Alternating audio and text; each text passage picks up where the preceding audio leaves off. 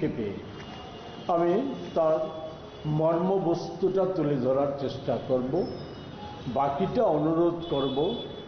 আমরা একটা press note একে সামনে রেখে আমরা একটা প্রেস নোট তৈরি করেছি। প্রেস নোটের থেকে আপনারা বিষয়টা সংগ্রহ করে নেবেন। প্রেস নোটের বাইরে যে বিষয়গুলি উল্লেখ করা দরকার সেগুলি অতি প্রয়োজনীয় রাজ্যবাসীর জ্ঞাতার্থে, সেগুলি আমি তুলে ধরার চেষ্টা করব।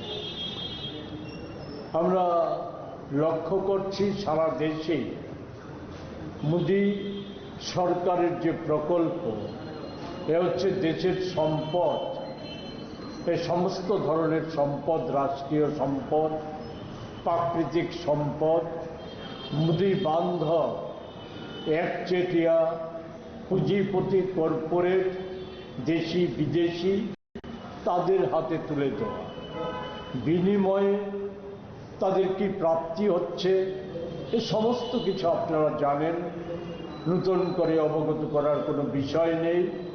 আপনারা দেখেছেন অতি সম্প্রতি যে আমাদের সরকারিভাবে যে তথ্য বেরিয়ে এসেছে, ইলেকশন বন্ড বেআইনি ঘোষণা হওয়ার পর আমাদের সুপ্রিম কোর্ট তারপরেও ভিন্ন কায়দায় কর্পোরেট জগৎ থেকে যে শাসক দল বিশেষত বিজেপি যে দলীয় তহবিল, সেই দলীয় তহবিল স্ফীত থেকে স্ফীত হচ্ছে শুধু সরকারি হিসাব মোতাবেক।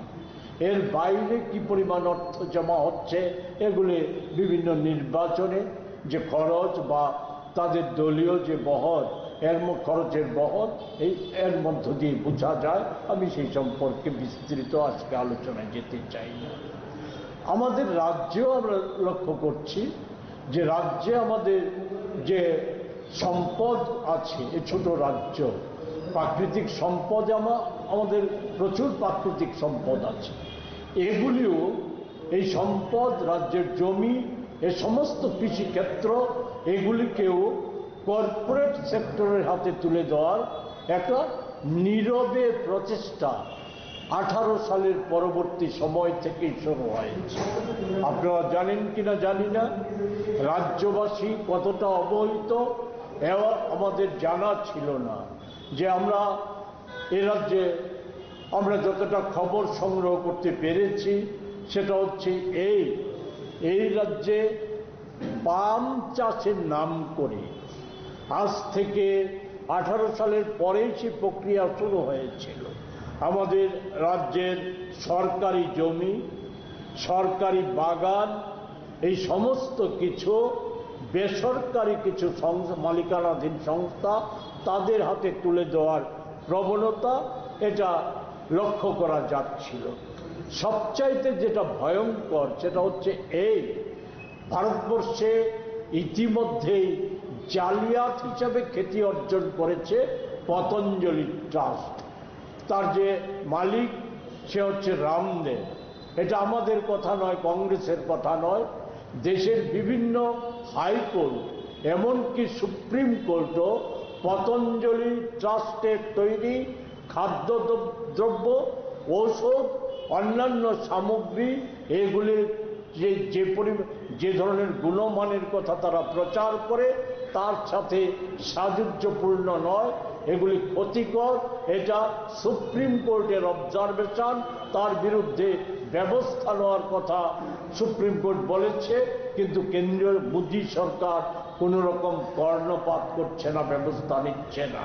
যদিও ইতিমধ্যে আমাদের জানা হয়ে গেছে যে বিভিন্ন সংবাদ মাধ্যমে খবর প্রকাশিত হয়েছে যে ভারতীয় যে সেনা এবং আধা সেনা বাহিনী তাদের যে ক্যান্টিনগুলি আছে সেই সমস্ত ক্যান্টিনে একটা সময় মোদি আসার পর পতঞ্জলির সামগ্রী বাধ্যতামূলক ছিল, কিন্তু এই আধা সেনা ক্যান্টিনগুলিতে আজ আর সেই সামগ্রী তারা রাখছে না, এটা তারা বন্ধ করে দিচ্ছে। এগুলি অনেক কথা বলতে চাই না, শুধু আমাদের রাজ্যের প্রসঙ্গে আমরা দেখলাম কি পতঞ্জলিকে এবং গোদরেজ কোম্পানিকে আমাদের রাজ্যে একটা দীর্ঘমেয়াদী পাম চাষের বরাত তাদেরকে দিয়েছে। কি পরিমাণ অর্থের বিনিময়ে তা দেওয়া হয়েছে, কি চুক্তি, এগুলি কিছুই আমরা জানি না। জৈব চাষের নামে রামদেবের সাথে 400 কোটি টাকার মৌ করেছে।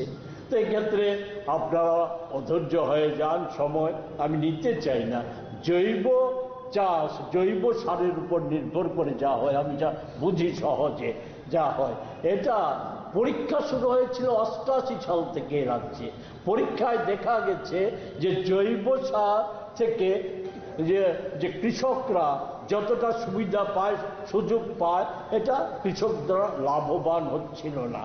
ফলে সেই জায়গায় আমাদের কেমিক্যাল সার এর চাইতে অনেক বেশি কম খরচে কৃষকরা ব্যবহার করতে পারে, তা চলে এসেছে। জৈব সারের সবচাইতে বড় যে অসুবিধা সেটা হচ্ছে এটা সংরক্ষণে বেশি দিন সংরক্ষণের সুযোগ থাকে না। ফলে এই জায়গায় এটা কি প্রয়োজনে কি কাজ দেবে এই সমস্ত কিছু খোলাসা করে বলছে না। তো আমাদের একটা সন্দেহ, সেই সন্দেহটা হচ্ছে এই যে প্যারাসুট মুখ্যমন্ত্রী আসার পর থেকে আমরা দেখে আসছি যে এরা যে বিভিন্ন সময়ে ইতিমধ্যে এই মৌ স্বাক্ষরের আগে সম্ভবত 3টা কনক্লেভের মধ্য দিয়ে 3টা মৌ হয়েছে দেশের বিশিষ্ট শিল্পপতিদের সাথে।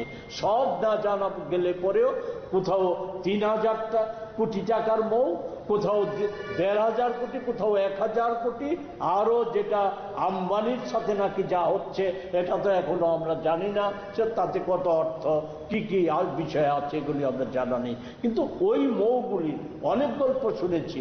3000 কোটি টাকা হলে 2 বছরের মধ্যে 10,000 কর্মসংস্থান হবে। আমাদের সরকারি ক্ষেত্রে হিসাব দিয়ে সময় নষ্ট করতে চাই না। 1 লক্ষের উপর যুবক যুবতী রাজ্য ছেড়ে কাজের জন্য চলে গেছে। আজকেই তো খবরের কাগজে খবর, কৈলাসহরের এক বাগান থেকে আমাদের শিশু শ্রমিক থেকে শুরু করে বহু অনেককে ধরে নিয়ে গেছে, লুপ দিকে ধরে নিয়ে গেছে। এখানে যদি এটা গতকালও বলেছে আয়ের দিক থেকে, গড় আয়ের দিক থেকে ভারতবর্ষের অন্য রাজ্যগুলির মধ্যে 2য় স্থানে। ফলে তাই যদি সত্য হয় তো এখান থেকে এই রাজ্য ছেড়ে চলে যাচ্ছে কেন? মেঘালয়ে গিয়ে দুরবস্থার শিকারে পরিণত হয়েছে। এগুলি আমি আর সেভাবে উল্লেখ করতে চাই না। এই মৌ সম্পর্কেও, এই বিষয় সম্পর্কেও রাজ্য সরকার শ্বেতপত্র প্রকাশের দাবি আমরা রাখছি। এটা হচ্ছে আজকের প্রধান বিষয়। এর সাথে যেহেতু সুযোগ হয়েছে আমরা আপনাদেরকে জানিয়ে দিতে চাই যে আমাদের আগামী 28শে ডিসেম্বর আমাদের ভারতীয় জাতীয় কংগ্রেসের প্রতিষ্ঠা দিবস। আপনারা জানেন সকলেই যে 1885 খ্রিস্টাব্দে বোম্বেতে আমাদের প্রধানত সাম্রাজ্যবাদ বিরোধী এবং সাম্প্রদায়িক সম্প্রীতি রক্ষা, অস্পৃশ্যতা দূরীকরণ, আমাদের জাতিভেদ প্রথা দূরীকরণ, সমতা, গণতন্ত্র, ধর্মনিরপেক্ষতা এই বিষয়গুলিকে সামনে রেখে জাতীয় কংগ্রেস তৈরি হয়েছিল, যার আপাত লক্ষ্য ছিল দেশ স্বাধীন করা এবং পরবর্তী সময়ে এই নীতির ভিত্তিতে দেশকে গড়ে তোলা। সেটা আজকে 141তম বর্ষ পূর্ণ হতে যাচ্ছে আগামী 28শে ডিসেম্বর। সেই জায়গায় ওই সময় জাতীয় কংগ্রেস তৈরির পেছনে সবচাইতে যার ভূমিকা ছিল এ হচ্ছে আমাদের জাতির পিতা, বিশ্ববাসীর শান্তির দূত মহাত্মা গান্ধী। ওনার অনুপ্রেরণা, ওনার দৃষ্টিভঙ্গিকে সামনে রেখে প্রধানত জাতীয় কংগ্রেস তৈরি হয়েছিল। আজকে 141 বছর অতিক্রান্ত হওয়ার পর আমরা এই সময়ের মধ্যে দেখেছি আমাদের জাতির পিতাকে দেশ স্বাধীন হওয়ার পরপরই আজকে দেশের সামনে যে বড় বিপদ আরএসএস, সেই আরএসএসে পরিকল্পিতভাবে ওনাকে হত্যা করেছিল। তারপর আজকে ওনার মতাদর্শকে হত্যা করার ভয়ঙ্কর খেলা দেশব্যাপী শুরু হয়েছে। এমতাবস্থায় ওনার নামকে মুছে দেওয়া, ইতিহাস থেকে ওনাকে দূরে সরিয়ে দেওয়ার একটা বিকৃত প্রচেষ্টা নানাভাবে জারি হয়েছে। এবং হোল্টি এক্ষেত্রে যারা বিশেষজ্ঞ, যারা ইতিমধ্যে রিটায়ার্ড করেছে বা এখনো কর্মরত আছে, আমি তাদের নাম সামনে আনবো না, ওনাদের কাছ থেকে আমরা যেটা জেনেছি সেটা হচ্ছে এই পাম গাছ এটা 3 বছর আগে থেকে শুরু হয়েছে, লাগানো শুরু হয়েছে। ইতিমধ্যে 6000 হেক্টর জমিতে তা লাগানো সম্পন্ন হয়েছে এবং আপনারা দেখেছেন ইতিমধ্যে যেটা ভয়ঙ্কর সেটা হচ্ছে আমাদের চা বাগান। সেই চা বাগানগুলি, চা শিল্প একটা ঐতিহ্যমণ্ডিত শিল্প রাজ্যের ক্ষেত্রে, এবং অর্থকরী দিক থেকেও এই শিল্পটা অনেক বেশি উপকারে লাগে। এটা আগের সেই কনসেপ্টে নেই। বড় বড় চা বাগান আমাদের রাজ্যের ছোট ছোট কৃষকরা 10 গন্ডা 20 গন্ডা জমিতে বা 2 কানি জমিতে তারা নিজেরা চা উৎপাদন করে এগুলি ফ্যাক্টরিতে, পার্শ্ববর্তী ফ্যাক্টরিতে নিয়ে গিয়ে রিফাইন করে সেগুলিকে বাজারজাত সহজেই করতে পারছে।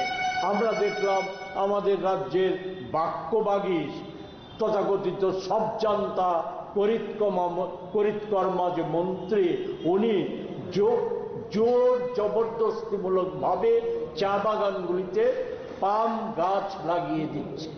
এতে বিশেষজ্ঞদের যে অভিমত সেটা হচ্ছে উনি বলেছেন চা বাগান চা চারাগুলিকে আচ্ছাদন দেবে, কিন্তু আমরা ছোটবেলা থেকেই দেখে আসছি চা বাগানে প্রধানত ইউক্যালিপটাস গাছ, কলা গাছ, করই গাছ, যেগুলি সহজে ডালপালার বিস্তার করে ছায়া দেয়, সেই গাছগুলি লাগানো হতো। পাম গাছ লাগানোর ফলে যে আশঙ্কা দেখা দিয়েছে সেটা হচ্ছে বিশেষজ্ঞদের মতামত, জলে মাটির উপরের স্তরের যে জলটা সেটা শুষে নেয় এবং এর ফলে মাটির উর্বরতাটা নষ্ট করে দেবে, ফলে চারাগুলি ধ্বংস হয়ে যাওয়া যেতেও পারে। সেই জায়গায় কতটা পরীক্ষা নিরীক্ষা করেছে রাজ্য সরকার আমাদের জানা নেই, রাজ্য সরকার অবহিত করেননি। আরো 6 বছর এই পাম গাছ লাগানোর প্রক্রিয়া চলবে। এতে কত হেক্টর জমিতে লাগানো যাবে এটা আমরা নিশ্চিতভাবে কোনো বলতে পারছি না। এটা লাগানোর পর যেটা মজার কথা হচ্ছে যেটা যদি এতই ফলপ্রসূ হয়, এতই যদি অর্থকরী দিক থেকে লাভবানের বিষয় হয়, কৃষক কল্যাণের বিষয় হয়, রাজ্যের উন্নয়নের বিষয় হয়, তাহলে সরকারের জমি, আমাদের বাগানগুলি, এবং এই রাজ্যে যখন এই সরকার তো বলছে টাকার কোনো অভাব নেই, নির্বাচনীতে এসেইছে যে কলসি ভর্তি টাকা আসবে ডাবল ইঞ্জিনের সরকার হলে পরে, তাহলে সরকার কেন করছে না? কেন পতঞ্জলির মতো জালিয়াতি সংস্থা এবং গোদরেজের মতো মাল্টিন্যাশনাল কোম্পানিকে দিয়েছে এবং তাদেরকে দিয়েছে 29 সালে একটা মান্দাইয়ের কাছে একটা যে গ্রাম, সে গুরুপদ কলোনির, সে গুরুপদ কলোনিটা দিয়েছে রামদেবকে। সেখানে একটা 2000 মেট্রিক টন উৎপাদন ক্ষমতা সম্পন্ন পাম অয়েলের ফ্যাক্টরি তৈরি করার জন্য, আর গোদরেজকে দিয়েছে নালা কাটায় সমপরিমাণ দেওয়ার জন্য। এতে আরো মজার কথা কি, এই পাম গাছ এটা তার ফল এটা বাজারজাত, রাজ্যে বাজারজাত করার অন্য কোনো সুযোগ থাকবে না। যা উৎপাদন হবে সবটা তাদেরকে দিতে হবে, তাদের নির্ধারিত মূল্যে। ফলে ভারতবর্ষে যেটা এই সময়ে ঘটে আসছে সেটা হচ্ছে যে কৃষকরা বঞ্চিত থেকে বঞ্চিত হচ্ছে, এর ফলে কৃষিকাজ ছেড়ে আজকে পালাচ্ছে কৃষকরা। আমাদের রাজ্যের কৃষকরাও আজকে মাত্র 19% কৃষিজীবী মানুষ এখনো কৃষিকর্মের সাথে যুক্ত আছে, বাকিরা নানা কাজে চলে যাচ্ছে। তাহলে এই গাছ, এর ফলে কৃষকরা বা রাজ্যবাসী কতটা উপকৃত হবে? তো আমি যে কথাটা বলছিলাম বা বলতে চাই, রাজ্য সরকার যদি এটা যদি এতটাই ফলপ্রসূ হয়ে থাকে তাহলে তো রাজ্যের কর্মসংস্থানের সুযোগ বাড়ত, রাজ্যের কৃষকদের আয় বাড়ত। সরকার না করে কোন শর্তে, কিসের ভিত্তিতে এটা রামদেব বা গোদরেজকে দেওয়া হলো, এটা রাজ্যবাসীকে জানানো উচিত। আমরা পুষ্পার ঘর পণ্যের মধ্য দিয়ে আমাদের কর্মসূচি আমরা নিয়ে যাব। ওই গান্ধী মূর্তির পাদদেশে সার্কিট হাউসের সামনে, সেখানে গিয়ে 11টায় আমরা সেখানে আমাদের কর্মসূচি, সেখানে আমরা প্রতিবাদ ধ্বনিত করব। এই ভারতবর্ষে সবচাইতে স্বাধীনতার পর গ্রামীণ জনগণের উপর যে আক্রমণ নামিয়ে এনেছে, মহাত্মা গান্ধীর নামাঙ্কিত রেগাকে বাতিল করার মধ্য দিয়ে, ওনার নামকে মুছে দেওয়ার মধ্য দিয়ে এর প্রতিবাদে এবং যে সাম্রাজ্যবাদের সাম্প্রদায়িকতার যে ষড়যন্ত্র, এর বিরুদ্ধে আমরা দেশবাসী রাজ্যবাসীকে ঐক্যবদ্ধ করার প্রয়াস আমরা নেব। এই কর্মসূচি হচ্ছে আমাদের সামনে আপাতত প্রধান কর্ম। 28 তারিখ প্রতিষ্ঠা দিবস, 28শে ডিসেম্বর।